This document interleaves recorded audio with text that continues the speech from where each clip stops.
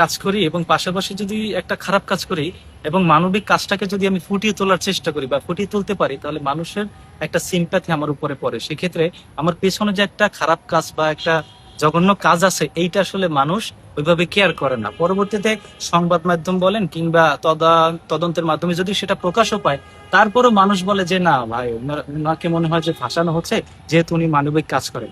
Milton Samaddar হচ্ছে সেরকম একজন ব্যক্তি, যিনি উপরে উপরে এরকমের বৃদ্ধাশ্রমে একটা সেবা দিয়ে উনি হয়তো অন্য কোনো মানে এজেন্ডা বাস্তবায়ন করার চেষ্টা করছে। এবং বিগত দিনে আমরা দেখেছি তিনি জেল খেটেছেন, তার নামে মামলা হয়েছে, কিডনি পাচার করার পর্যন্ত মামলা তার নামে হয়েছে। এখন এইটা ওই সময় অনেক মানুষই বিশ্বাস করে না, অনেকেই তার পক্ষে সাফাই গেছে। তো কারণ উনি যে একটা ভালো কাজ করেন, আমরা মানে মানুষ সাধারণত বলে যে এই দেশে ভালো কাজ যেই করে তাকে হচ্ছে ফাঁসিয়ে দেয়। এখন উনি যেহেতু একটা ভালো কাজ করতেছে, তার যে একটা খারাপ কাজ থাকে না, এইটা মানুষ মেনেই নিতে পারে না।